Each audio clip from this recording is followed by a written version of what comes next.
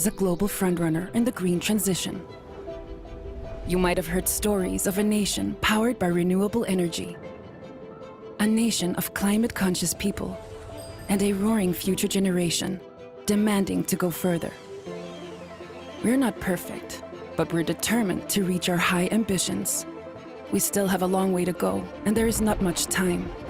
No country can realize the green transition on their own. We need to work together and learn from one another. In Denmark, we've come a long way, but we want to go further. Our political leaders have set a common goal. We are working to reduce our greenhouse gas emissions by 70% by 2030 and to be independent of fossil fuels by 2050.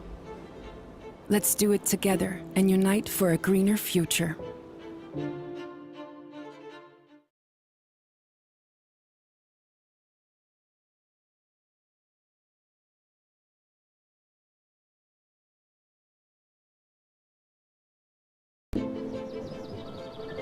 You might have heard that Denmark, the small country in the north, is a global frontrunner in the green transition.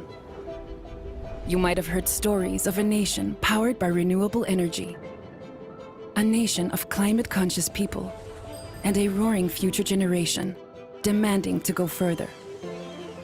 We're not perfect, but we're determined to reach our high ambitions. We still have a long way to go, and there is not much time.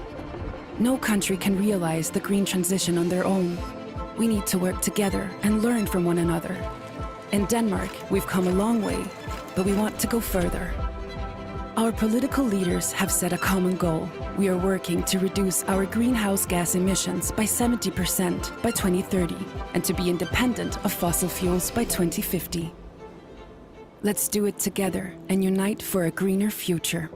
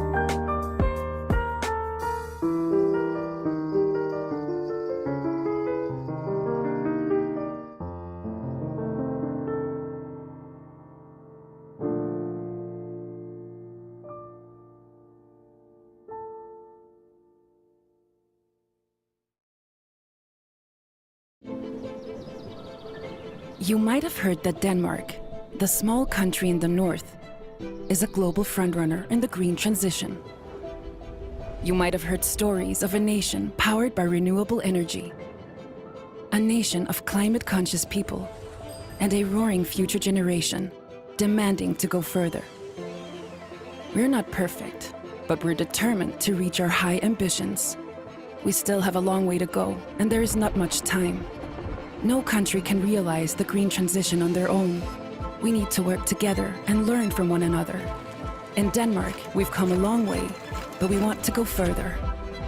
Our political leaders have set a common goal, we are working to reduce our greenhouse gas emissions by 70% by 2030 and to be independent of fossil fuels by 2050.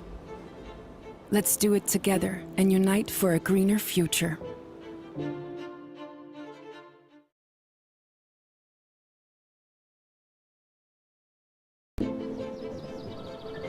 You might have heard that Denmark, the small country in the north, is a global frontrunner in the green transition.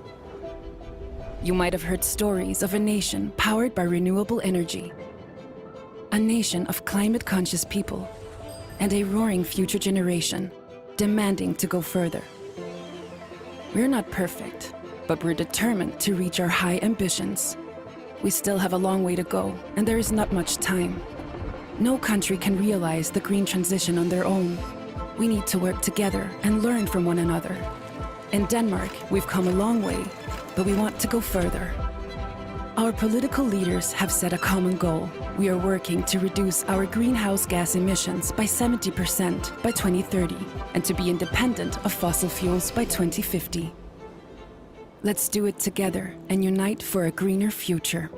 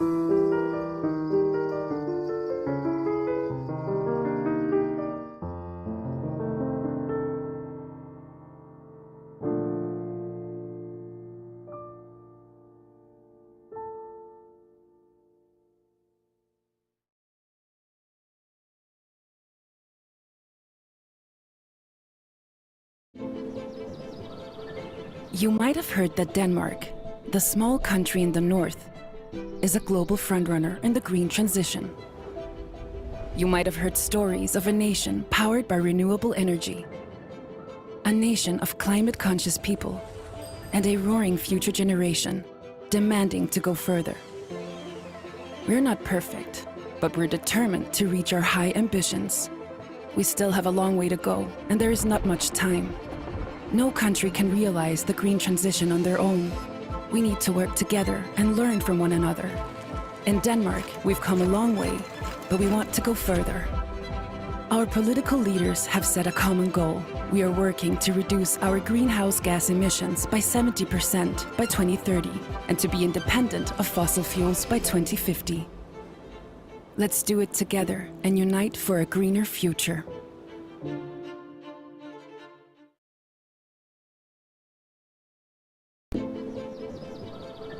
You might have heard that Denmark, the small country in the north, is a global frontrunner in the green transition. You might have heard stories of a nation powered by renewable energy, a nation of climate-conscious people, and a roaring future generation demanding to go further. We're not perfect, but we're determined to reach our high ambitions. We still have a long way to go, and there is not much time. No country can realize the green transition on their own. We need to work together and learn from one another. In Denmark, we've come a long way, but we want to go further. Our political leaders have set a common goal. We are working to reduce our greenhouse gas emissions by 70% by 2030 and to be independent of fossil fuels by 2050. Let's do it together and unite for a greener future.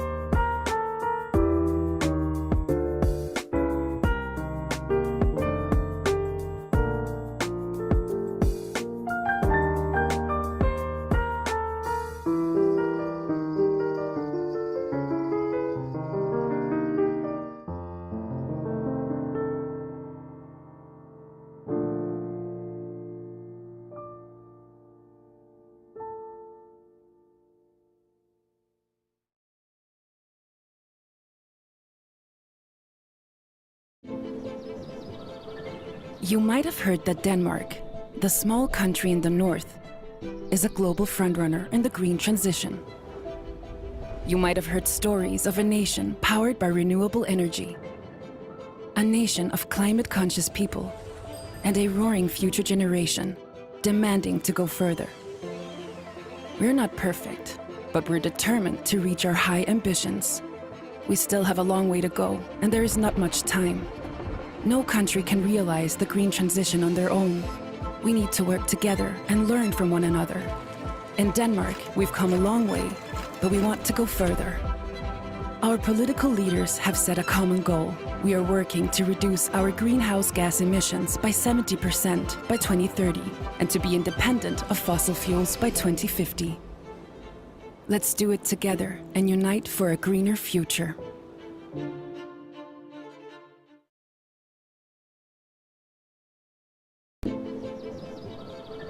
You might have heard that Denmark, the small country in the north, is a global frontrunner in the green transition.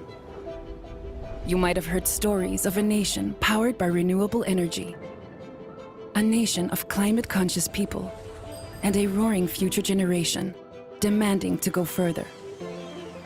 We're not perfect, but we're determined to reach our high ambitions. We still have a long way to go, and there is not much time. No country can realize the green transition on their own. We need to work together and learn from one another. In Denmark, we've come a long way, but we want to go further. Our political leaders have set a common goal. We are working to reduce our greenhouse gas emissions by 70% by 2030 and to be independent of fossil fuels by 2050. Let's do it together and unite for a greener future.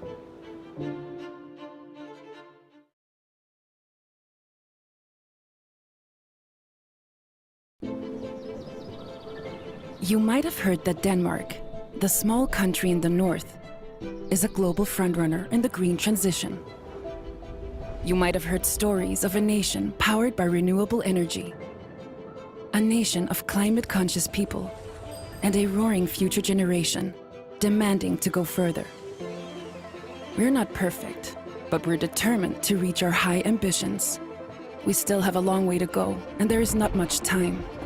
No country can realize the green transition on their own. We need to work together and learn from one another. In Denmark, we've come a long way, but we want to go further. Our political leaders have set a common goal. We are working to reduce our greenhouse gas emissions by 70% by 2030 and to be independent of fossil fuels by 2050. Let's do it together and unite for a greener future.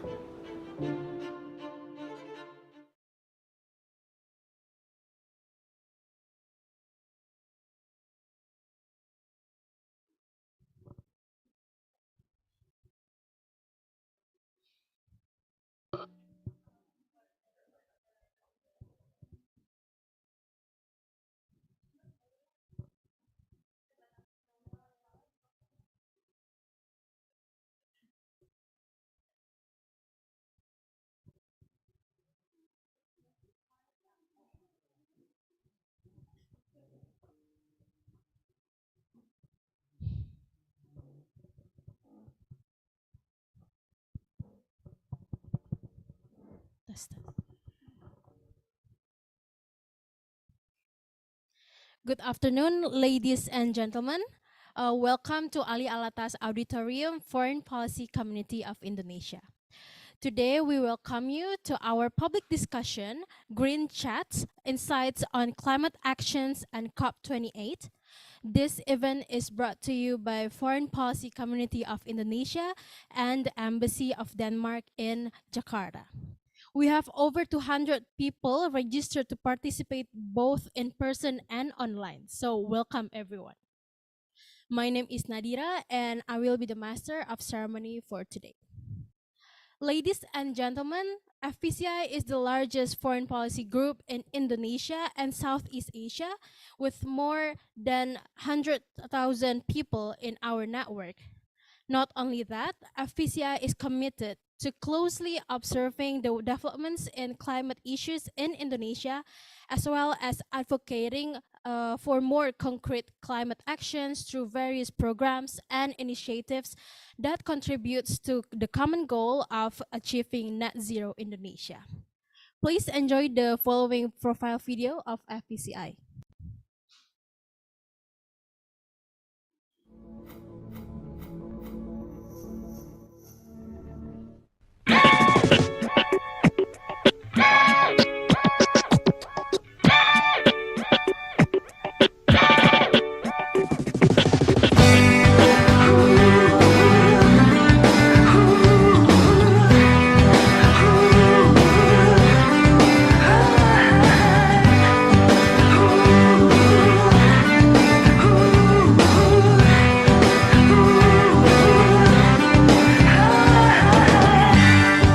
Terpikir dan terpana dan terdiam, ku melihat sadarku bertahun bersama terwujudlah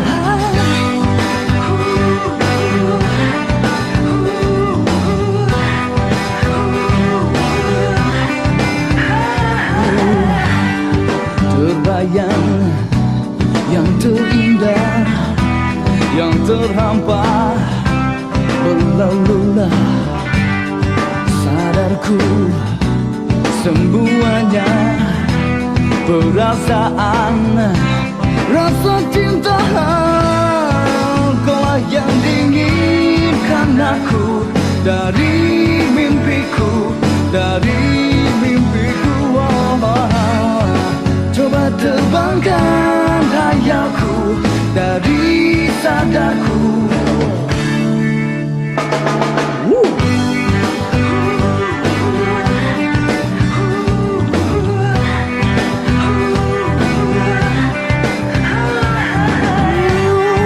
Terbayang yang terindah, yang terhampar berlalulah sadarku semuanya perasaan rasa cinta kaulah yang diinginkan aku dari mimpiku coba terbangkan hayalku dari sadarku.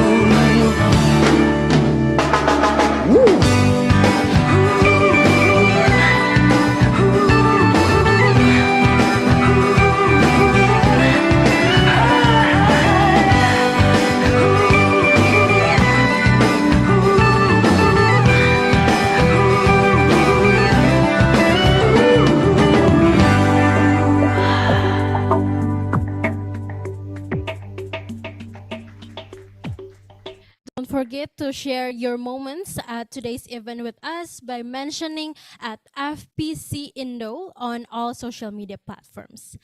We would like to warmly welcome Mr. Per Brixen, Deputy Head of Mission of the Embassy of Denmark in Jakarta, Mr. August Axel Zakari, Head of Energy Cooperation of the Embassy of Denmark in Jakarta, and all of our speakers who will be sharing their insights and experience today. Welcome. Please give a round of applause to our speakers today. Now we would like to invite the Deputy Head of Mission of the Embassy of Denmark in Jakarta, Mr. Per Brixen, to deliver his opening remarks. Mr. Brixen, you may have the floor.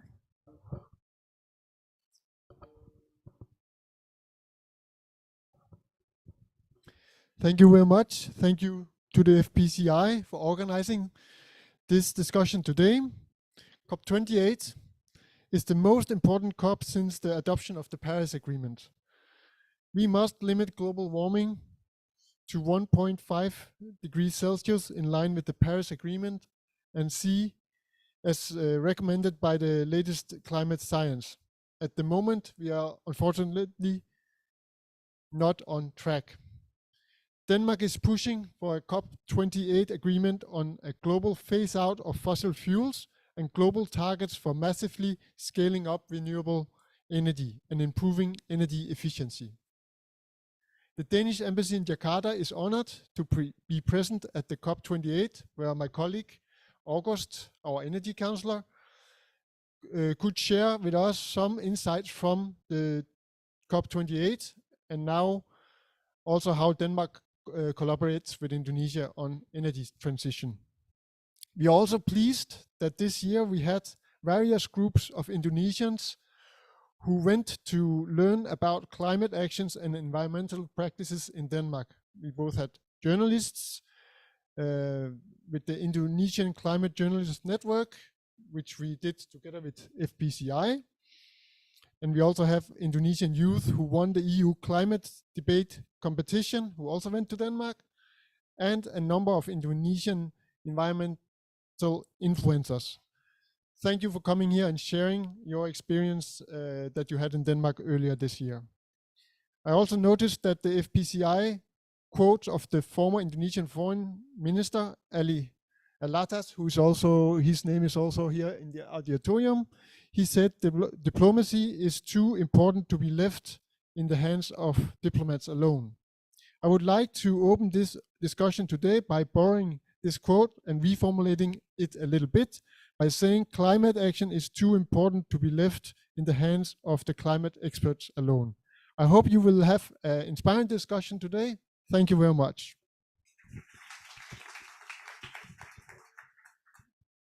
Thank you very much, Mr. Brixen. So without further ado, I would like to invite our moderator for today, Kiara Putri Mulia, Program Manager of FPCI Climate Unit. Kiara, please, you may take over.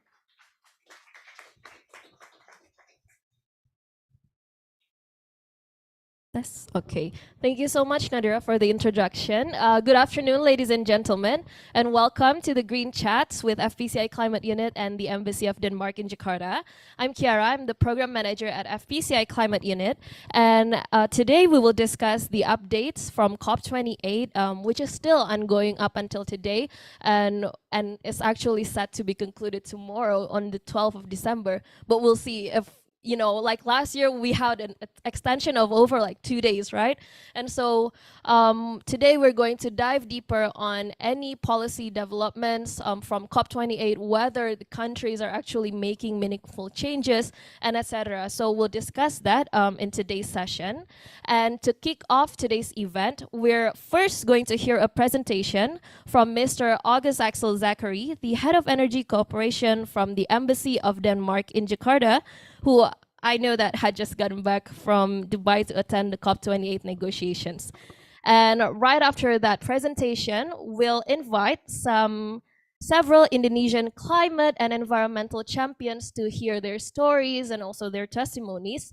And for information, they have had the opportunity to go on a learning trip to Denmark during the past year, so that they can learn and directly experiences, you know, how their the country's climate and environmental policies shape it to be the country that it is today.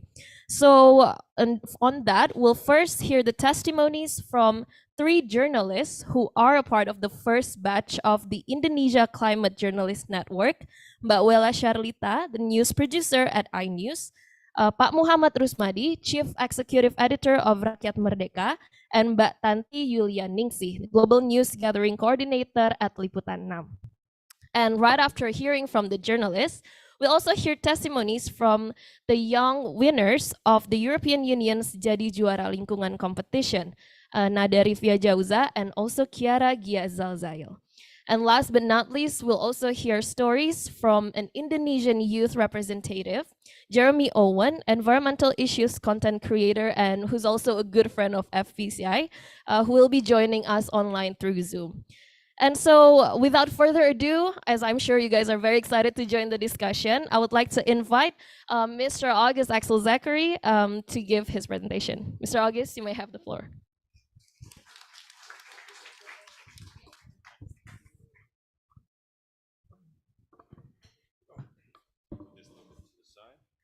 Okay, thank you so much. Yeah, of course. First of all, thank you so much for hosting here at FPCI. It's always good to be here, and I see a lot of familiar faces as well, both people who've been to Denmark, but also people I've been fortunate to discuss with before. Yeah, so Mr. Per Braxton and Mr. Ali said that it's too important to limit this discussion to diplomats or scientists. Well, thankfully, I'm both a diplomat, but also a trained environmental scientist. So hopefully, in this event, I'll be able to give a little bit of both perspectives. So I don't know, I prepared some slides. I don't know whether they're coming up on the screen. Yeah, great. So today we're diving a little bit into COP-28. As the name implies, we're now reconvening for the 28th time to the very important ambition of trying to tackle climate change. And today, or this year, we are doing it in Dubai. So we're in the Middle East, and in somewhat a little bit of a dual perspective, I guess, when you look at it from the outside, being in one of the most oil-rich states to discuss the phase out of fossil fuels and reduction of emissions. But I think probably, hopefully, we'll see that the stage is set for what could be a wonderful tipping point, or maybe, yeah, we'll see. But the ambitions are high, and I hope the expectations are even more high. So we go to the next slide. I just want to set the first day. What is COP in a nutshell? So COP is basically the global framework to negotiate climate action. So as you know, in Indonesian policy and Danish policy, we do our own targets and ambitions. But climate is a global problem, and there's need for a space where we can set up global and common targets for us as a world. So this year, a small exclusive group of 70 to 100,000 are reconvening from a total of 198 countries. And the overall vague ambition for this reconvention is every year to take stock of the inventory, how we're doing, set new targets, and affect the policy in the right trajectory, and secure that the financing is there to support the transition. So next slide. And this is important because at this moment we're facing uncertain times. And there's only one thing that we can be absolutely certain of, and that is that we'll have to face these uncertain times together. Next slide. So I think everywhere around the world this year has been a little bit of an off, and this has already set the stage to become the world's hottest year to date, counting down for an average temperature increase of 1.43, dangerously close to the 1.5 Paris target that was set out some years back. Furthermore, estimates put that June might have been the hottest June in more than 120,000 years. So I think we're facing unprecedented times. Next slide. This is both on a global scale, but also individually around the world, but also here in the region. Vietnam noted its record high, breaking temperatures of 44.1 degrees. China noted its second highest ever recorded temperature of 52.2. In the US this year, the highest temperature ever recorded was recorded of 56.7 in Death Valley. And also Europe as well, also recorded its highest temperature ever of around 49 degrees in Italy. So the stage is set. Next slide.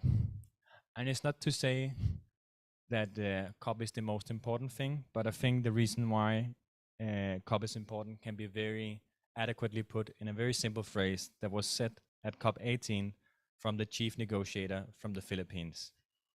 So our Philippine chief negotiator took the stage as his country was tormented by unprecedented typhoons during the COP negotiations, and the negotiator had been struggling to get in contact with his own family during the COP negotiations.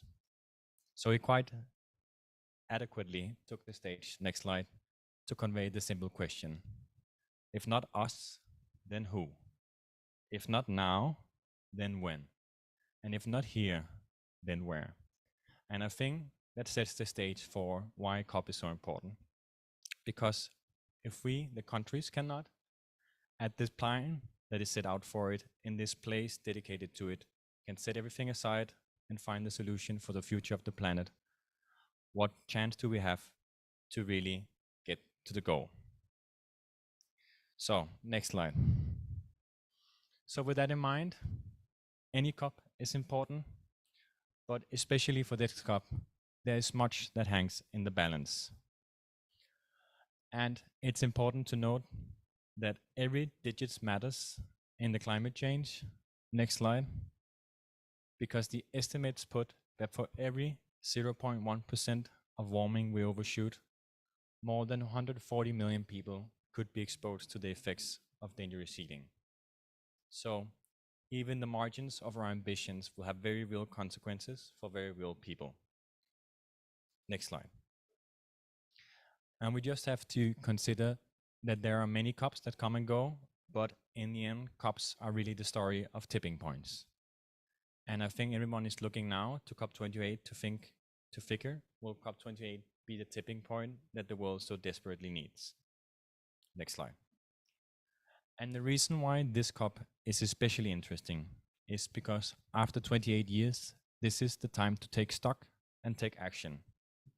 And I know that seems like that would be the natural thing to do at every COP, but in a COP setting, taking stock is actually not what we do. This will be the first time that we gather under one flag to assess how we're doing for the targets that we set out together to achieve. And taking stock will always be the first step into taking action. So, with that introduction, we can move a little bit into this year's COP. From a Danish view, what are we going to be the main topics to watch out for from a media and policy setting? And what are maybe going to be the Danish viewpoints, but also some of the things that are going to be up for debate for this year's COP. So, next slide. So these are my shortlist of the 3 main topics where the global diplomacy will be pulling and tying to figure out suitable solutions. So one is finishing up the work on the loss and damage fund, the work that was begun in Egypt last year on how to address the adverse effects of climate change has around the world, most notably in the developing countries. Secondly, we are finishing up the global stocktake, which is the main theme of this year. And that will inevitably have to lead to a negotiation for the final documentation for the future of fossil fuels. So, next slide. So I think COP rarely has any successes before the end of COP, but I think in this one particular instance, we actually managed to close the loss and damage fund on the very first day. So there's also already a little bit of good news. And it's one of those topics where we actually been very, very actively engaged from Danish side. Because, you know, getting the loss and damage fund is ultimately about taking responsibility. Next slide. Because we are not equally responsible, nor are we equally affected by climate change. And we will acknowledge in Denmark that there is differing responsibilities and differing consequences, and we need to take adequate responsibility for that around the world. Next slide. So we see it as we have common but differentiated responsibility to ensure that we do enough and adequately to ensure that people can live comfortable and just lives, even with the adverse effects that we're going to be undoubtedly facing. So Denmark is the first country to launch dedicated loss and damage pack of $50 million.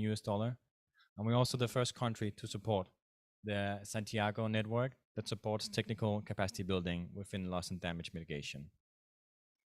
Also, when the COP loss and damage fund was closed at several hundred million US, Denmark supported the fund already with 25 million and another 25 million for specific projects in addition. Of course, I think we can all agree that probably the total of $700 million US could be larger and should be larger, but I think this is a good start and something that we can build on the ambition on further COPs. Next slide. So the COP president stated when he opened the COP this year that the 1.5 target should remain our North Star, the one guiding star that we'll always look to when figuring out whether we are doing enough or the correct things. And sadly, as the graph indicates, we're not anywhere near it. So we're all expecting that taking stock this year will have to awaken to a sobering reality that we are falling far behind. The question then remains, now that we have taken stock that we are behind, what we will do to adjust the course. Next slide. And it's important to just highlight that this stock take was always meant to happen this way. And the expectation is that this stock take will be the catalyst to either form new commitments this year or in the following years as we look to update the NDCs, the National Determined Targets that set the overall trajectory for our climate actions. So that's why everyone is looking now.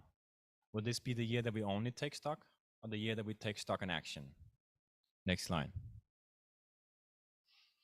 And as our Danish climate minister noted, everything is at stake, because this may very well be our last chance to keep the 1.5 alive, as was also the theme at the Glasgow Convention, or the Glasgow COP 2 years ago. So that's also why it's especially interesting that the Denmark climate minister Dan Jørgensen leads the stock take consultations along his South African colleague to try and do our best to assess our collective process and discussing what we can do to, among other things, move away from fossil fuels, triple renewable energy capacity by 2030, upgrade food system, and a whole palette that is important that we need to address. Next slide. And one of the reasons that we think that it's interesting Denmark is leading is because Denmark remains one of the front runners.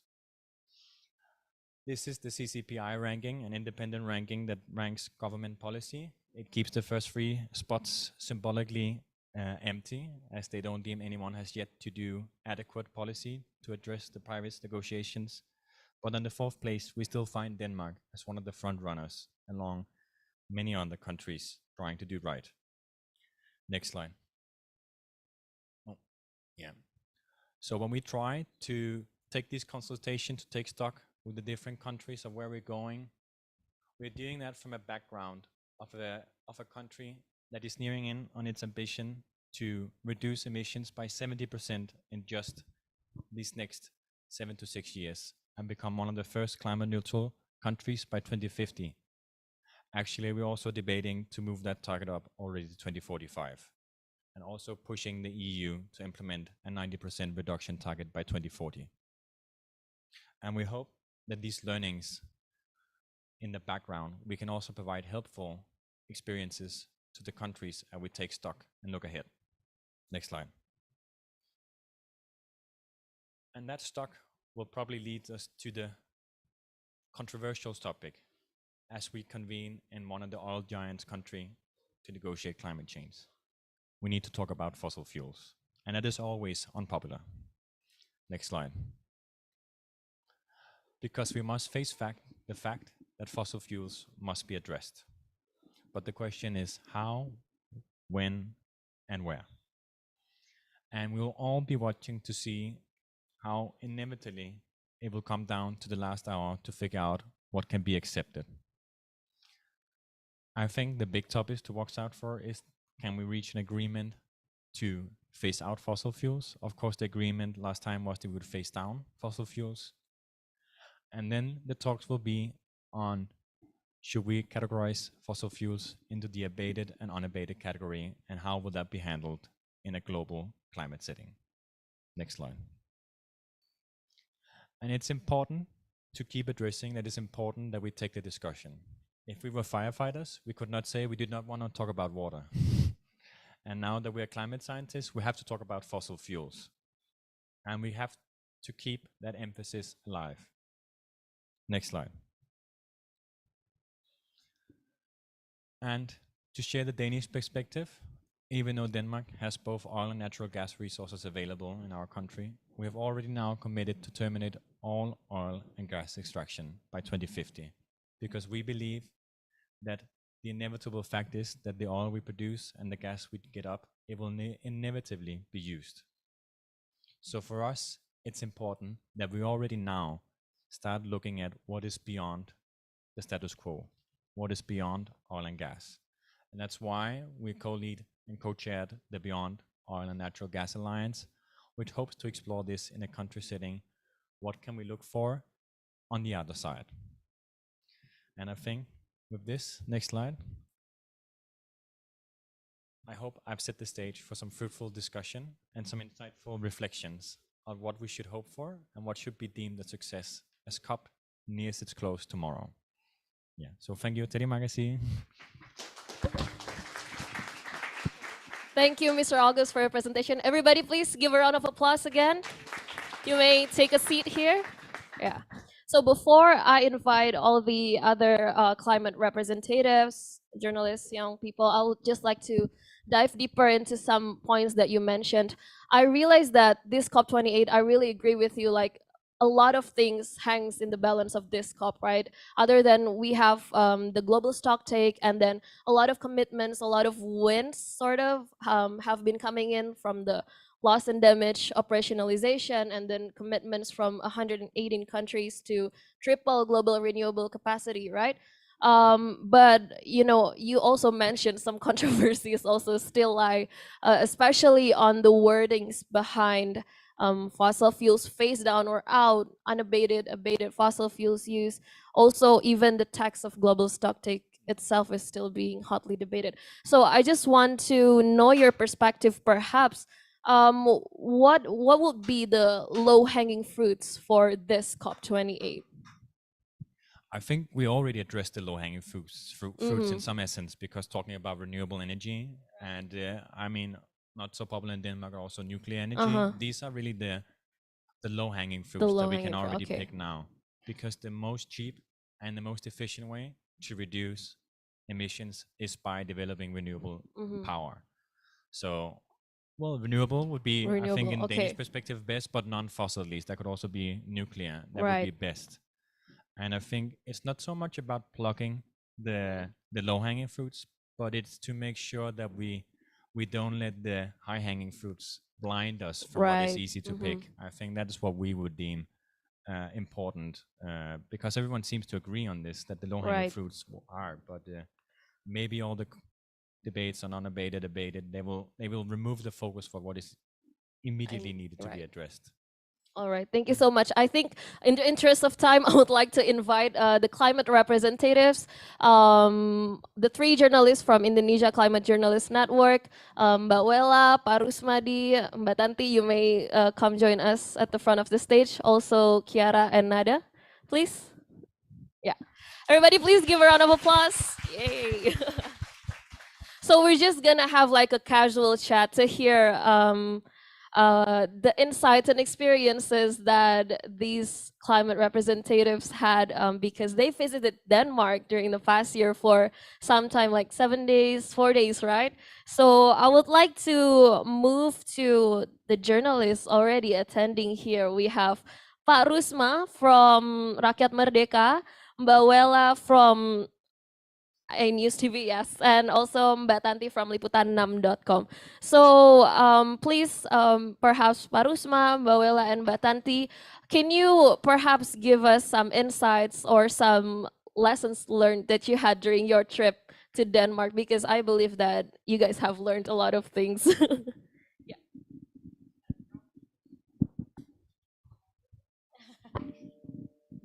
All right, thank you very much. When Padino gave the speech at the opening of ICGN program, Indonesian Climate Journalist Network, he said that climate issue for Danish people, for Denmark, is like religion. They take it as religion. we were laughing at the time, you know, because it is meaning that they take this issue very serious. And well, during the discussion, we realized that, like in, well, looking at the history of energy of Denmark, like in 1970s, there was big crisis, oil at the time, right? And they had also what we call right now as Carfride, and that was not for, you know, showing, you know, like lifestyle or something like that, but because of the crisis. But finally today here in Indonesia, we can do something like that, but starting from here in Jakarta. And year by year, the awareness of people, you know, getting wider and wider, not just here in Jakarta, but also in Surabaya, also in Medan, even in small towns like in other provinces, in other islands. I think this is a good start for us to you know, to make more people more, you know, to realize the importance how to you know, to have clean energy, to economize the energy. And well, you know, mostly of our energy in Indonesia mostly from, you know, fossil, you know, like oil, and also from coal, including from my hometown, from Kalimantan. And And the most interesting, well, many interesting things in Denmark we've seen, of course. Like even here, maybe in Jakarta, we've tried for such many years to, to provoke people to ride bicycle. But in Copenhagen, everybody rides bicycle. Everybody. It is not because whatever the level of, professor, Mhm. everybody. And Meanwhile, here in Jakarta, the bike lanes are full of it's big struggle. motorcycles. It's big struggle here in Jakarta. Right. And there's another interesting thing. We also visited. It is called Seaborg. They call it rethinking about nuclear. It is for maybe here for Indonesian people. It is rather sensitive about nuclear because we don't know what is it about actually. But in Denmark, we just realized that this is about something new, new Mm. definition of nuclear. It is cheap, it is safe, it is clean, and this, I just read and realized. I think last September there is memorandum MOU between Seaborg and Pertamina. I think. I hope this Oh, is okay. would be good. Well, good news, of course. And well, as a journalist, me personally, I think this is would be big news. Okay, but maybe for a while from me. From Thank the you, Pak Rusma. Give a round of applause, everybody. Okay, now we're gonna hear from Mbak Wela. Thank you very much, Kiara. So my name is Wela Sharlita. I'm a producer in iNews TV. I'm dealing since 2013. I'm dealing quite a lot with climate issues. Since climate issues is not something getting attention from the people at that time, but we know that the issue like global warming has been so. Has been talking a lot by the government as well as media since early, maybe since early 90s, I think. And then I try to continue what has been doing by the government as a media people. And starting on 2013 and up until now, I still engage with climate issues and try to engage with what government of Indonesia and also social organizations here, like maybe like FPCI, try to engaging more, try to make people more aware about these issues, starting from the humble issues like how to maintain your trash at home or in the office, how to use papers properly and wisely at office, and how to take your children better by private cars or by uh, public transportation is an option. But I'd like to see in Denmark, when we visited Denmark, Copenhagen last June, how I see a grandmother taking their grandchildren using public transportation, especially with electric vehicles. It's very impressing me. And I told my mom back home that you see that in Copenhagen, a woman maybe your age still riding a bicycle around the town, also getting bus maybe 10 p.m., 11 p.m. Yeah, and very safe there. But it's impressive to see how, like my colleague Pak Rusma mentioned about bicycle, because I heard that maybe almost 100% of Danish people have their own bicycle. It's interesting. Here in Indonesia, we try to campaign the same thing as well, sir. But this bicycle is quite pricey here. Yeah, but we try to manage these little issues because the previous governor of Jakarta has been built the bicycle lanes, and also the it's interesting also see that the Danish ambassador also engaging the car free day with biking together with the people of Jakarta. And once I invited the former Danish ambassador to my studio talking about that issues as well. And I think climate issue is still more important to be present to the people here, not only in the big cities, but also in the maybe living in the villages. they should also understand about the issues. And we learn a lot from the Copenhagen, from the Copenhagen, as well as Copenhagen. yeah. We see a lot of people from other European countries coming to the Copenhagen concerts. And yeah, yeah, to tell you the truth, we really regret, yeah, we cannot come to the concert. But it's interesting, sir, to see.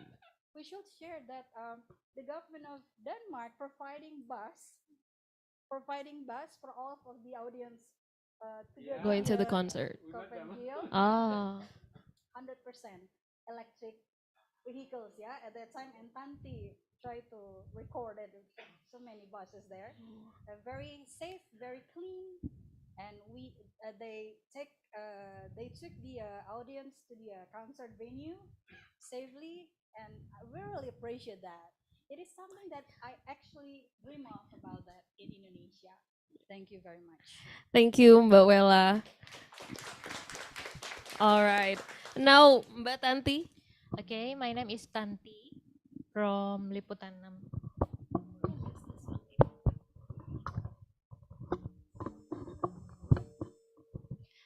Okay, my name is Tanti from online media liputan6.com. I just want to say that climate change is not nowadays, but currently becoming a hot issue. But this issue is maybe not easy to understand to I don't know, maybe not young people or any low or middle-aged people. But I really appreciate about the invitation from FPCI and Embassy of Denmark. The opportunities makes my media, who is concerned about the climate crisis, the climate change nowadays, to support, to give the information to people, to make it easy to understand, to easy to digest the information about the climate issue. So because of this visit to Denmark, my media liputan6.com launch a program which is called Climate Talk. So liputan6.com wants to share the knowledge about the climate issue, the climate crisis nowadays, with a very easy information, or very easy to digest. Yeah, very easy to understand. Thank you so This is much. the This is one of the article about the launching of climate talk programs in liputan6.com. This is the article, and the launching is the launching was in Denmark when we visit 5 days, yeah, if I'm not mistaken, yeah, 5 days. And so then, on that 5th day when you're in Denmark, you yeah, multitask yeah. and do the launching. So not only visited some places who already arranged by the Denmark Embassy and FPCI, but I also launched this program, Climate Talk, for liputan6.com. So I really appreciate the opportunity from FPCI and from the Embassy. An applause, amazing. Thank you. That's for very the- impressive, Mbak Tanti, and thank you also for being a part of the Indonesia Climate Sure, Journalist sure, Network. sure. All right, so we've heard from the 3 journalists here. Now I would like to turn to the winners of the European Union's Jadi Juara Lingkungan competition. Perhaps for Nada first, can you tell us about the trip that you went on to Denmark and Sweden, right? And like, what did you learn from it? Are there any lasting impressions that really gave a strong impression on you? First of all, thank you so much for FPCI, and thanks, Kiara, for inviting us. So we had the opportunity to visit Denmark, and we met a lot of organizations, and we visited a lot of sustainable technologies planned. And I think I would like to point out 2 things, and it's about technology and organizations on sustainability. The first one has been mentioned by Kak Rusma, is the Copenhagen. So it's really interesting. It's a waste to energy plant. So during the winter, like, it's really cold in Denmark, and the district heating system is actually generated from this Copenhagen, from this energy plant, and it's from waste. And besides that, it can be visited by a lot of people, and we actually paid a visit there. So it has this, on top of it, it's like a hill, and we can ski there. There's a ski slope there. And then there's also like an elevator, a transparent elevator in which we can go in and we can see all of these machines, and it's really impressive. And I think it really shows that actually sustainability efforts can be seamlessly integrated with urban landscapes. And this is one of the examples. And this can be like a really inspiration for probably Indonesia and Jakarta. And the second one would be organizations. So we met a lot of organizations. For example, there's State of Green, which is a public and private partnership. And then there's Actuary, a student-led organizations, also Food Nations. And what I learned from this is that, so for example, the State of Green, this is like an ex-journalist organization in which when there's international conferences, they would go there and they would connect people who are interested with sustainable projects in Denmark, and they would connect these people. And then the Actuary, the student-led organization, is they got funding from the university, and they would make efforts on sustainable actions, and they have the liberty. So they can realize their ideas, and they also can help small businesses to solve their sustainability problems, and it would be funded by the university. The focus, what I learned is like the focus and interest on sustainability has been a business as usual, that everybody, every stakeholders in the value chain actually participating in it, and which if you don't partake in it, you're actually losing the game. And I think that's like the main highlight that I got from my visit there. So yeah, I think that's all from me. Thank you. Thank you, Nada. Everybody. Yeah. So in Denmark, you would say that the business as usual is green business, basically. Yeah. It's a green system, right? Yeah, it's green That's very impressive. Okay, now we'd like to hear from Kiara. Hello, everyone. My name is Kiara, and alhamdulillah, I was able to be one of the winners in EU Jadi Juara Lingkungan. And from what I've learned, I'd like to echo what she said actually, because she said a lot about specifically organizations both in Sweden and Denmark. Because what I find, and two things that I really want to highlight here, is that in Sweden and Denmark, they're all very collaborative, and that I can really tell that they've been taught by from a really young age that this is what you're supposed to do, this is what you're not supposed to do, and this is the impacts and this is the solutions for it. And I could see from their actions and the surroundings, because from my first impression of going to Denmark, from going to Denmark and Sweden, was that there was a lot of sidewalks. And here in Indonesia, we don't really have a lot of sidewalks. And as you can see, I have short legs.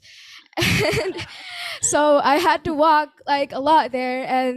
But thankfully, there's a lot of public transportation, but I also had to really force myself walking. But it really shows, like just how much of a commitment and how much they've already gone through to get to that point. Which goes to my second point, which is a conversation actually that I had with a person. Her name was Lydia, and she was in an organization called IVL in Sweden. I remember her asking us something, and it's about what we think makes a smart city.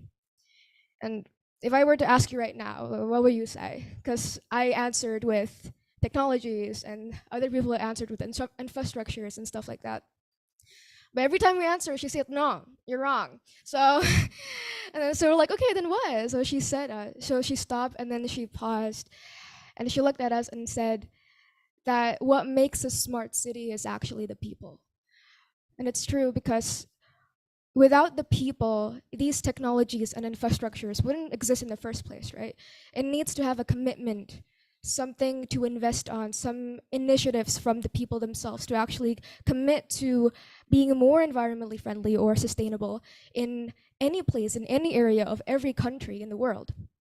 Which is why I find that the most endearing and remarkable moments, and it really hit me, because now I reflect back here in Indonesia and there in Denmark and Sweden, and see how they have been growing for 50 plus years because of an oil crisis. And what started from them being forced into finding alternative energies for their daily lives ended up with them still being persuasive and having that initiative of wanting to still find that energy alternatives, even after the oil crisis has died down. And compare that to that, with here in Indonesia, we're just starting. They took 50 years, we are just still starting. So, but that's also a pat in the back because I feel like we shouldn't force ourselves too much, but at the same time, we should still have that initiative and that commitment of wanting to do. Which is why I find so grateful seeing young people like me, like Nada, and another person called Vanessa. She was also a winner in Jadi Juara Lingkungan. They were so committed to it. And they've been taught this too. They've realized this from school or from themselves.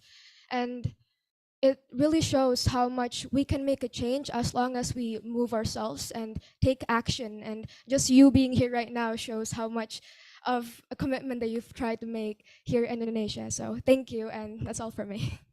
Thank you so much, Kiara. You may put it down, yes. All right. Now we've heard from the winners of EU's Jadi Juara Lingkungan, from the journalists. Now I would like to greet our online special guest, Jeremy Owen. Owen, are you there? Oh, okay, he's here.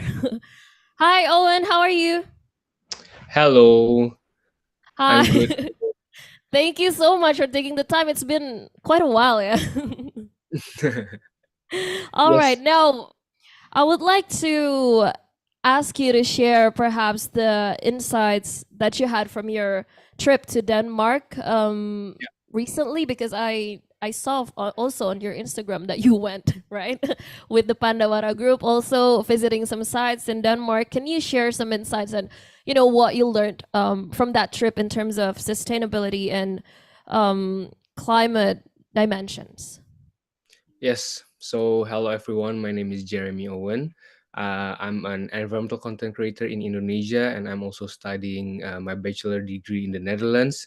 So, I'm currently in the Netherlands. I'm studying environmental sciences program here. And yeah, a few weeks ago, I went to Denmark with Pandawara, and I visited a lot of environmental sites there, like the Copenhagen, the Battle Refund System. I went to Odense as well to see like their vacuum waste system, also their like regulations, their waste collection system. It was super cool and I think sophisticated as well. And I think the most important thing that I learned from Denmark, uh, there are three things. The first one is the education part that is very important. We can, like Indonesia has to learn from Denmark, like how to implement the education system for the young generations. And then the second part is the thing that Denmark the thing that we need to realize that waste management is expensive. That we need more budget. We need to spend more in this issue to solve this issue. So a person in audience told us like we need to spend more. Like we cannot only spend like right now we spend like 5% of our budget to the waste management, but we need more of it because uh we are like Indonesia is currently in a dangerous point, like full capacity of all landfills and even with the fires and everything. So we need more of the budget to spend for the waste management. And then the last one is the most important thing that I think is the regulation part. Like if me Pandawara or all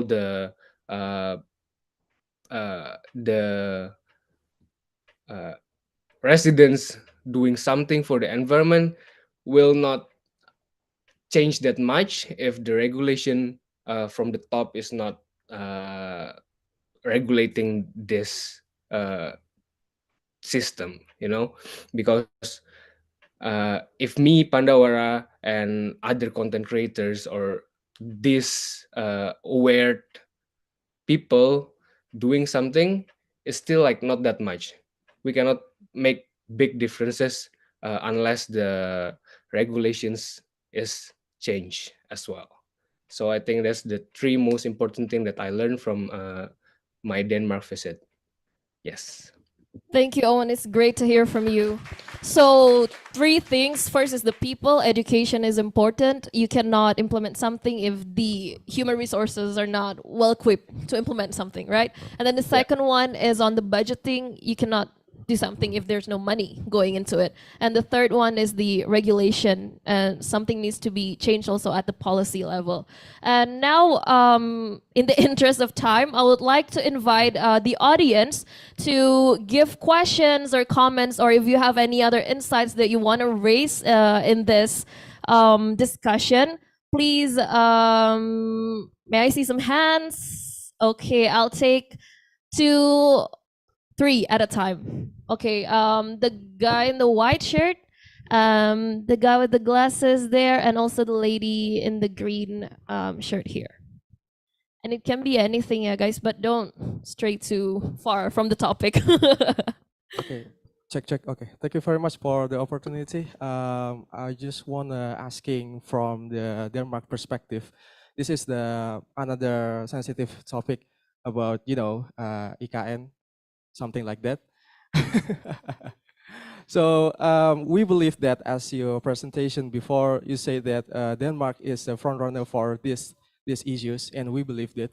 But how about the IKN issues that controversial about these climate issues, because it plays in Borneo, we know, so very much forest and something like deforestations. The question for me is very simple. Do you have a plan move your office to there in the future?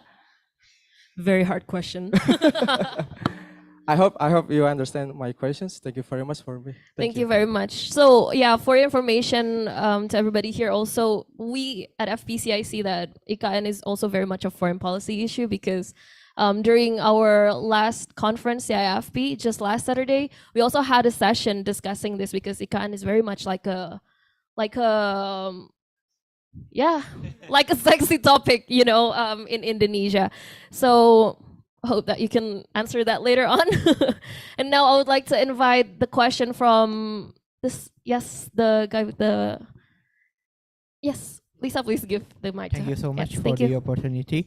So I think this will not be a direct question, but there are some comments or reflections about this issue, because my question has been previously stated by the first presenter regarding IKN as well. IKN too. Yeah, but this is quite different. I will share some reflections. This is different from the IKN thing. So I admire that the fact that European countries have taken the step forward to promote sustainable development, including the role of public transportation and also climate-oriented mindset for its people. Because I have been previously in one European country, but it is not Sweden, Denmark, or Scandinavia, but it is a country that I think I will not say the name, but it is famous for oil and gas actually. But at the same time, the capital of the country has already promoted extensive public transportation networks. Like the metro in the city is rapidly expanding year by year. New stations, new lines are built, and they are also using electric buses in the city. So anywhere you go in the city, you can see electric buses, and I think this is a very good development for the sustainable development in Europe in general, and also for the world as a whole. So I think, however, the situation is quite different in Indonesia, our country, because before the event started, we played the video from the Danish embassy about how a climate-oriented mindset has been painted for the Danish people. But I think Indonesia, this has not been painted well. For example, Indonesia, many of us still see cars or automobiles, owning automobiles as the symbol of wealth. So people would die people would do everything in order to get a car so they could be considered rich in our country. So therefore, dissemination or socialization should be done to promote this mindset for the public. But unfortunately, I think this has not been done well by the mass networks of the world. For example, just during this event, I opened my phone and read an article from The Economist titled, "What would happen if 3 degrees warming happens? It will be catastrophic." I opened the page, but under the page there is a paywall. So you need to pay before you could read the article. So I think if we can read the free information, how could we understand the importance of this issue? There needs to be more serious urgency on this matter. Thank you. Thank you for your comment. I think the Indonesian journalists here can, also start covering without paywall. Mbak Wela, maybe I'll listen to one more question and then nanti I'll go around and oh sure. Sentence, because it's about mindset actually. It's about mindset, climate, smart cities, and everything. It's about mindset. So I think, well, if the mindset of people of Indonesia has not been changed, we're still in a vicious circle. That's all. Thank you. Thank you, Mbak Wela. And now I would like to also invite one more person. Yes, the lady in green. Yes, thank you so much. I do have a comment and also a question. It's definitely very interesting and insightful to hear Denmark's climate actions and initiatives from the speakers that we have today. However, Kiara's statement really spoke to me in the part where she said that we shouldn't force ourselves because Indonesia is still in here and Denmark is already there. Because we also have to acknowledge that who we are today is also as a result of like hundreds of decades of colonization. So where these developed countries have developed so much, we are still learning to run. But however, this is not to say that Indonesia are running behind to other, like compared to other countries. In fact, like the Indonesian government are striving to balance economic growth with environmental conservation. And furthermore, there are lots of climate actions that the Indonesian government itself have promoted at this year's COP, to which I have also the pleasure of attending to. Oh. And so, yeah, very interesting. I do have a question though, because Denmark has experienced climate adaptation and mitigation efforts, right? And so in what ways can Denmark and Indonesia collaborate to enhance climate resilience, especially in vulnerable regions? Because one of the speakers also said that smart cities are like, it's very much highlighted on the people, right? Mhm. So yeah, that will be my All right, question. so Thanks. more on the climate vulnerable Yes. right? Okay, thank you. Perhaps I'll have one more question from, yes, the guy in batik here. Okay. Test. Yeah. Thanks for the opportunity, moderator. My name is Stephen Montesquieu. I'm from Extension di Belian, Bogor. Yeah, I wanna ask about JETP, Just Energy Transition Partnership. We know that Indonesia and IPG countries launched JETP, and some few days ago, launched about CIPP JETP. I want to ask to you about JETP. We know that is dominated by debt. So how about your perspective to JETP?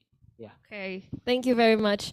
So 4 questions and comments. First one on IKN, second one about public transportation, right?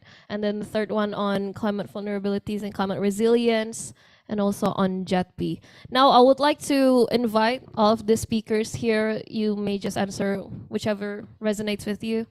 I'll first go to Mr. August here. Yeah, first of all, thank you for all the questions. I really enjoy the active participation. It's really meaningful to me. On the first question on the new capital, I think I can see the deputy is looking at me. No, I mean, there's definitely positives and negatives to be drawn, and whereas Denmark are not the judges to look over what will be considered the achievements and the failures of the new capital. But I think I will say that it's a wonderful opportunity to reconsider some of the aspects. So that'll be my pledge, that hopefully in the work there will be adequate thought given to opportunities to improve upon what already exists. Because most of what we consider smart is actually very dumb. I mean, smart things are things such as, affordable housing is near where universities are, or whether there's sidewalks that go to a supermarket, if that's a house. It's super simple things, but it's hard obviously to plan out. So a lot of opportunities there that are maybe not costly or tech driven, but just very basic, but obviously inclusive. Yeah. So and some then we had on the public transport. Or? Yeah, that was the question on the public transport, and also the comment on being that Indonesia has, different historical strengths, weaknesses, and also on the climate resilience. Yeah, so I'll first like to judge just on the different past and the differentiated. As I also said, we accept it's common responsibility but differentiated. Common like direction but differentiated responsibility, and we completely own up to that. The developing countries had to take a larger share of the responsibility and also finance a larger share of the problems. And I think also I hope it's clear that that's really is Denmark's point, and we are also here to make that case. Again, we are the first one who financed adaptation policy kind of track, and we're also here on the mitigation track with the Just Energy Transition Partnership, pledging $200 million for that as well. So we do also want to take our fair share. And I think for me, this thought process of there's differentiated responsibility, but the time is also very different from when we started 50 years ago to what we're at now. And I think the ambitions of the government is all the same. We all want to provide good, 1.5, cheap, yeah. affordable living, good, cheap, or nice quality, healthy living for our inhabitants, and affordable housing, energy, all these things. We all have the same objectives. And the way we can do that now is through renewables, because the tipping point at now is that renewable is the cheapest way to provide those benefits to the people. So I think that is where we all set the tipping point for Indonesia. It's still an economy that heavily subsidizes fossil fuels, and I think maybe it's more about leveraging some of these existing finance in a new way. Maybe these can be utilized to provide even more benefits to the people. Because we look at the oil crisis in the 70s, but I think if we look at the oil subsidies here or during COVID, I think we're looking at maybe 10-20% of the national budget. That's also in some essence a crisis, that amount of potential money is going to something that's not maybe directly benefiting the people as good as it can be. So I think there's a lot of opportunities that might not necessarily be limiting to growth, because when we look at China, they put up 100 gigawatts of solar. And I'm not speaking on the behalf of the Chinese government, but I don't think climate was on the top of their mind when they did that. They did it because it's the economy. Is, and I think there's really some potential also for economic growth by embracing the transition, especially here in Indonesia. There's so much possibility. I mean, for almost everything. So I think for me that's the most important for Indonesia, that you grasp the opportunities that are presented. And then I really thoroughly hope that we from the developing world, the global north, can be there to support from the technology transfer, for the financing, because it's our responsibility to make sure that's there. On the adaptation, it's hard to say because that track probably has been under prioritized for a long time. So it's something we're just seeing start up now. And I think it's a little bit of a boring answer, but really this will be probably the next couple of years where we really see tangible government-driven progress on these. We've done a lot of work on water and on other topics around the world, not so much in Indonesia, but it's something where we can see a lot of countries are wanting to step up, including Denmark. So maybe if we can meet next year, sure, yeah, then probably I can give more tangible process. I don't know, what was the last question on public transport? On JETP. On JETP, the last question, yes. Well, I think JETP is about taking this responsibility, because I think what is very clear for us in Denmark, the journey was long, and the first couple of miles are the hardest, like training for a marathon. Like the first week of running is the worst one. And that's also going to be the case because the transition is just starting here in Indonesia. And these first couple of miles are going to be the hardest one. Once we get started, then it's downhill. Then because solar is cheaper than oil and coal, and so is wind. So it's about getting the regulation right. It's about getting the financing right. It's about getting all these things right. Then it's downhill. And JETP Denmark is an active member of JETP, pledged $200 million. And that's because we can see that hopefully we can leverage the catalytic financing to get the ball rolling, because it is going to be the hardest in the beginning. And maybe hopefully this can be the spark, both financing, but also aligning both the international partners with the international participants with national policy. it's also going to be a institutional knowledge sharing here. Right. Yeah, Okay. but big complicated process. So yeah. Thank you. We'll Okay. do our very best. That's the only thing I can promise. We're very doing our best. All of us, also the Indonesian officials. All right. Thank you so much. I think from your answer, it reminds me, I heard from, I forgot who said this, but it really was sticking in my mind. You know, Indonesia is just beginning the transition to a greener, more environmental friendly system, right? And these first few years, this first phase of like transitioning, it will be, bahasa itu berdarah-darah gitu for us because there's gonna be a lot of, perhaps of course there will be wins, right, in the long term, but you know we will have to face with the losses and kind of find our ways throughout to cushion these losses. Who will have the wins, who will get the losses? So I think, yeah, I resonate with you, but you know that's why we're here all talking about and trying to find the solutions and what we can do to really monitor all of the progress now.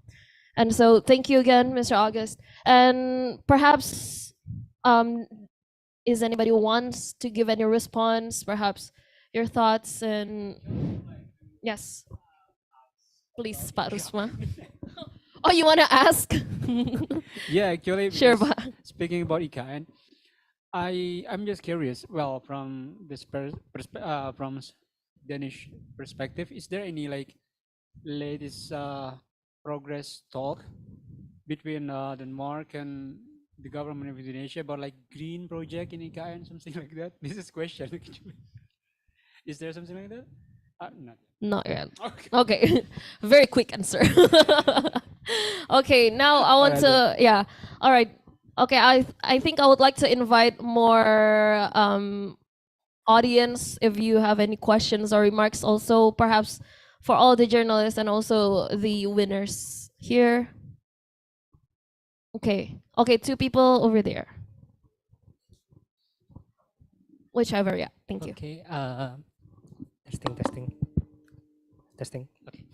I'm Akbar from UPN Veteran Jakarta, and I want to ask a Danish perspective of between the public transportation and electrification of the cars, because recently in Indonesia, mostly the government are embracing the electrification of the vehicle, including the public cars and also the regular citizen cars. But in my opinion, that is not solving the exact problem of the environmental problems. But in your opinion, which one is better or to be prioritized? Is it the electrification of vehicle or maybe the development of the public transport? Because in Indonesia, mostly public transport is being seen as number 2 priority rather than electrification. Thank you. I think the answer would be electrifying the public transportation. But thank you for the question. I would like to hear from the lady in the blue, please. Thank you so much for giving me the opportunity to ask the question.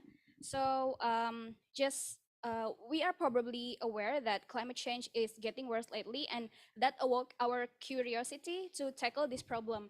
That's why we read papers, articles, attended climate seminars and talk shows in order to get new insights and realistic solutions. And finally, today we can get to know about renewable energy as one of the solutions offered. However, there are things that need to be put into consideration when it comes to renewable energy. For example, the energy itself, that it's not being available around the clock. Also, it has high costs and the amount of space it takes. So my question is, how do we trick the limited availability and efficiency of those aspects? Okay, I think that's all. Thank you so All right, much. thank you for the questions. Now I would like to move actually first to the journalists and also to the youth representative here, because I believe that the questions asked are very much also close to our daily lives. So perhaps from the journalists, anybody wants to comment on electric vehicles and public transportation? Okay, maybe I want to comment on the questions which one, why Indonesian electrification of vehicle is not the priority now recently by the Indonesian government. Before I'm coming here, I attended a workshop from the European Union, which is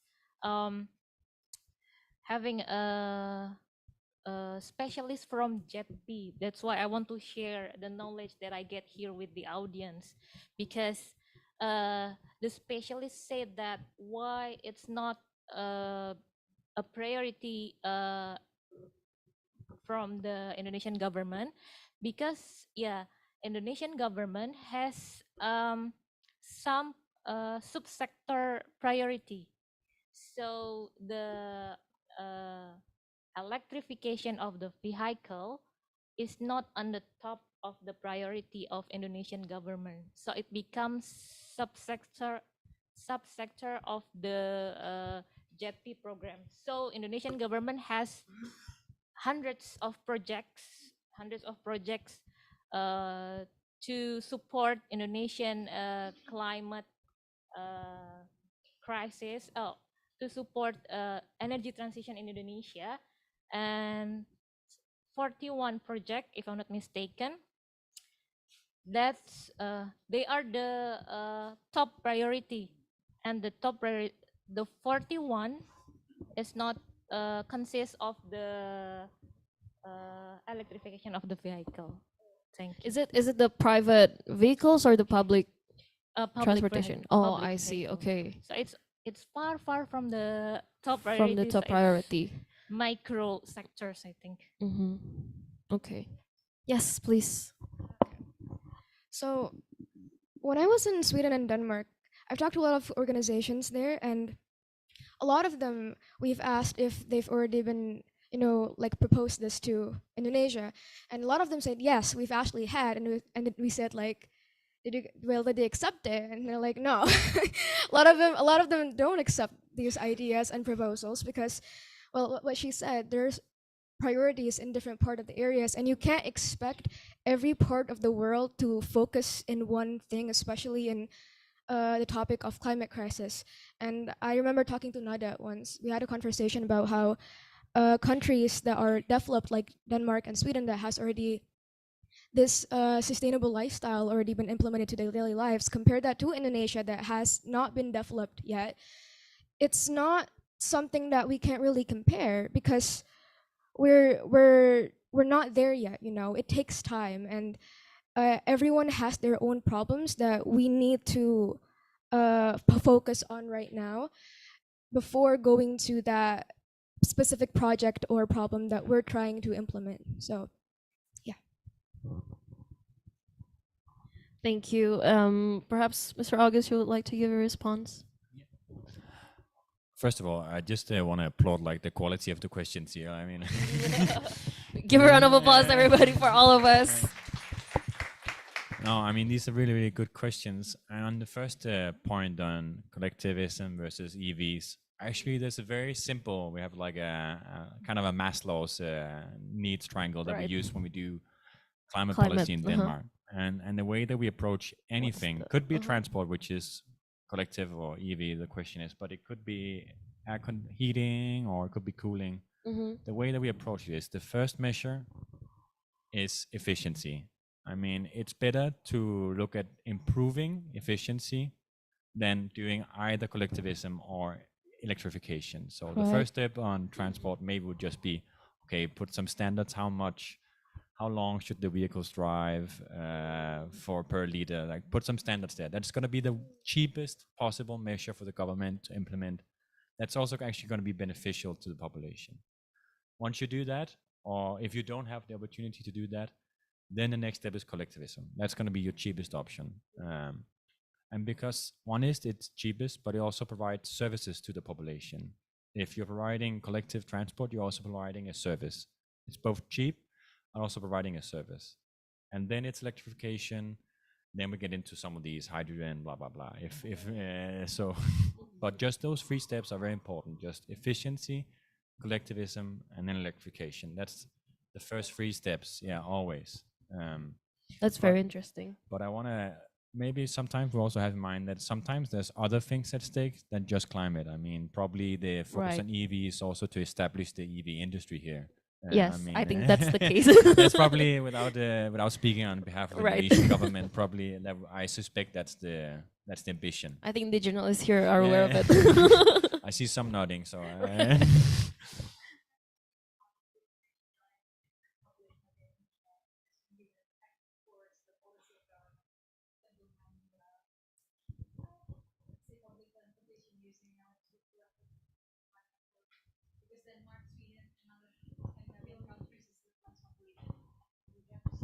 Huge population here.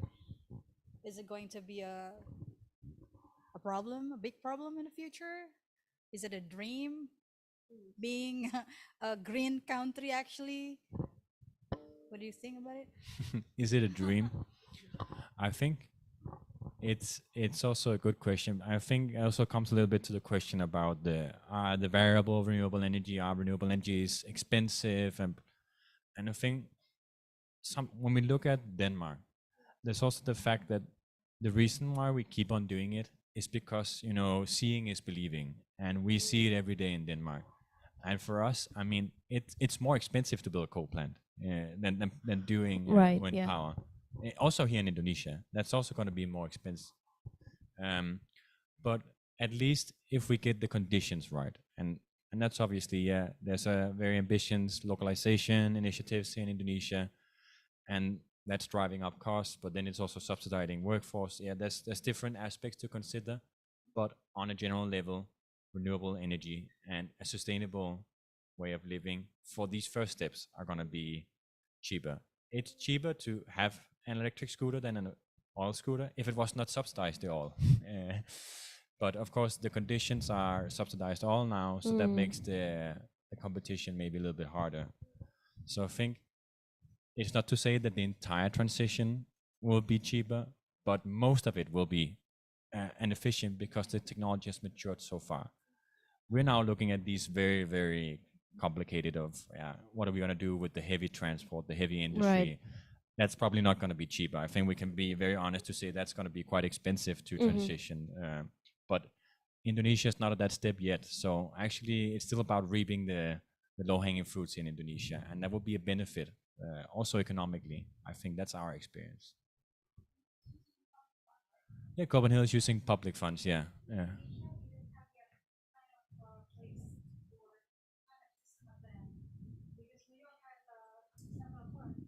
Using public fund, right? Central Park in New York. We don't have that kind of things, and I think that's why people in Indonesia are still depending so much on government's spending budget about that, because we do not have at all. I don't know in other provinces, but I'm really sure in Jakarta, we don't have kind of 100% public fund using for the recycling, or maybe At for least, the, something for the related to waste climate or management. green management project whatsoever. Well, So it's very impressive for all of us when we're visiting Yeah. Copenhagen, using totally public fund of not only even not Copenhagen, only the region of the, But I think you should look at it this way. So Copenhagen is owned by the municipalities, and you also have a PLN. It's a nationally owned company, right? So they can just use funds for something if they wanted to do Copenhagen. There's the same model here because really in Denmark is a lot of stories about locally or nationally owned companies doing these projects, at least initially. So that's definitely also possible here in Indonesia. But of course, the conditions are maybe a little bit hard for multiple reasons that it's going to be too far to get into it. But also just the thing is seeing is believing is also, you said the variability is it's going to be unmanageable. But 60% of power in Denmark is from wind and solar. Only wind and solar. There's no batteries. There's no anything in Denmark.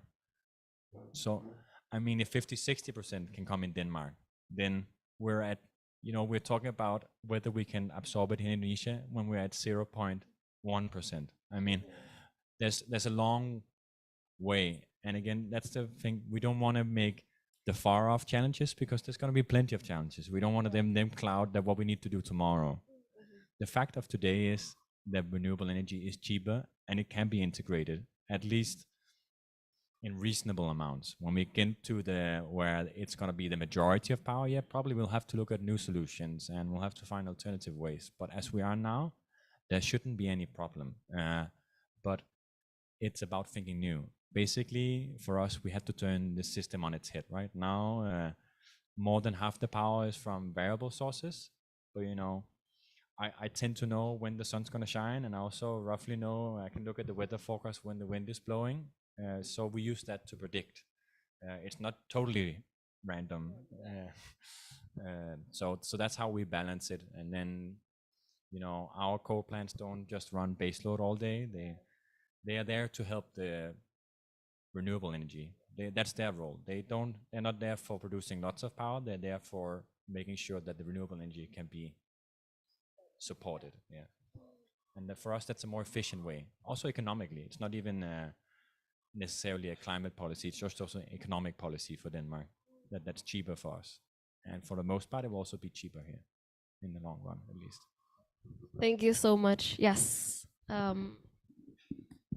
I would like to add something about the renewable energy. Yes, I agree. I think it's about efficiency. And I acknowledge that Indonesia is like a large region and we do have like our like different strength for each island. And I think maybe it would be the best idea to analyze like which renewable energy is best suited for this particular islands. I think that could be something that can be implemented by the government. And also just want to share with all of you, in Denmark and Sweden, there are a lot of energy providers, including renewable ones. And we know that we only have one provider, PLN, but we also met a lot of students that is actually, they have scholarship and they're actually from the company PLN. So fingers crossed, I think we're heading towards there. All right, thank you so much. Right, everybody, because unfortunately our time is running out. There is 5 minutes left only for the closing remarks, actually from the MC, but so I'm gonna cut it short. But again, thank you so much to everybody for the very active participation. Truly, this has been a very interesting discussion. It's so fun having also journalists and young people here joining us at the panel. And of course, Mr. August, thank you so much. So please give a round of applause to everyone here. And just as like a wrap up sentences, I would just like to say that I do believe that from our discussion, I see that, you know, we know that each country has their own strengths, their weaknesses, their own history, right? That's why common but differentiated responsibility is very much highlighted in our climate diplomacy. And I think that's why, you know, because of those differences, it's important for us to work together because, as you mentioned, no country can solve climate change alone. Like it's impossible, you know, if we're cutting down emissions here and then somebody in another part of the world is producing emissions, then we're gonna fail. We're gonna overshoot 1.5 degrees, and that would be a nightmare for us. And so international cooperation like the one Indonesia and Denmark have been doing, the global climate diplomacy, the rounds of COP negotiations, I do think that, you know, with much controversy or pessimism around it now, I do think that is still important. And with that being said, also, I think that everybody in this transitioning period into a more climate-friendly world has their own roles. It's important to acknowledge that journalists have their own roles, young people have their own roles, policymakers, diplomats, no matter who you are, you have your own roles. And what we need to do now is that we amplify the wins, we take the successes at scale, but notwithstanding, you know, not forgetting how to cushion the losses or the projected losses that we might face from that. And so finally, I hope that these green chats have been inspiring to you, have really pushed you to take more bolder actions if you have not been doing that already. And I hope that you have learned a lot from this discussion. Thank you. I'll take this back to the MC. All right, before that, I actually want to show you a video from the Denmark embassy, which is a very special video on their climate actions in the past years. Let's watch it.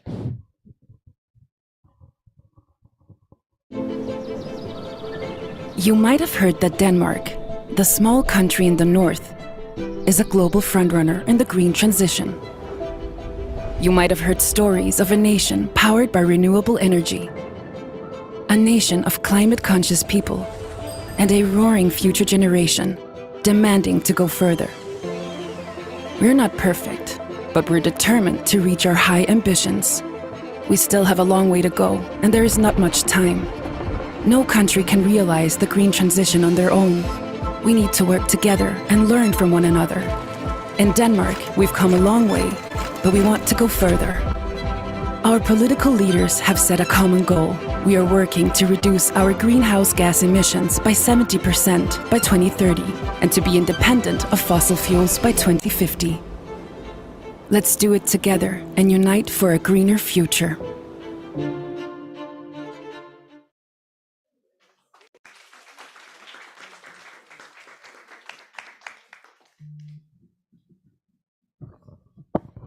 Okay, thank you very much, Kiara, and all of our speakers for today for sharing their experiences and insights with us today. Please give a round of applause for our speakers. All right, so before ending today's session, I would like to invite Mr. Brixen, Mr. Zachary, and all of our panelists, also the moderator, to have a group photo to commemorate this event. So you might stand up and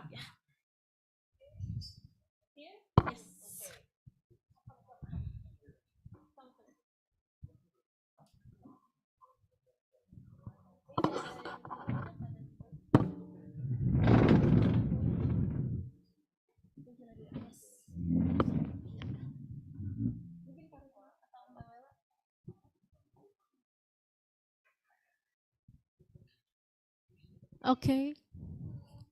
1, 3, 2, 1. Another pose. 3, 2. Okay. 1. Yeah, that's a good idea. 1 and 5. Yes.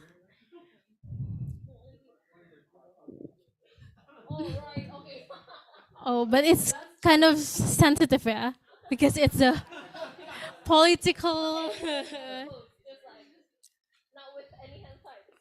Okay. 3, 2, 1.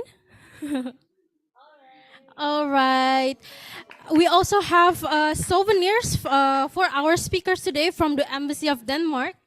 Fun fact, the souvenirs are made from recycled post-consumer plastics and it's 100% recycled papers.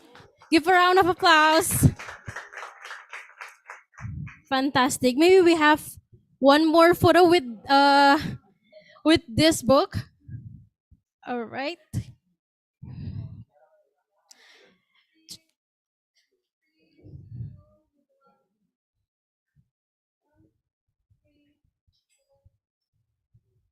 Okay, thank you very much.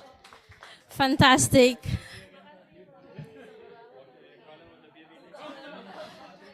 So with that, we have come to the end of our public discussion, Green Chats, insights on climate actions and COP-28. Once again, thank you very much to all our panelists and participants who are joining us here in person and online. Make sure to share your moments with us by mentioning at FPCindo on all social media platforms. Thank you very much. Hope you enjoyed the conversation and see you at our next event.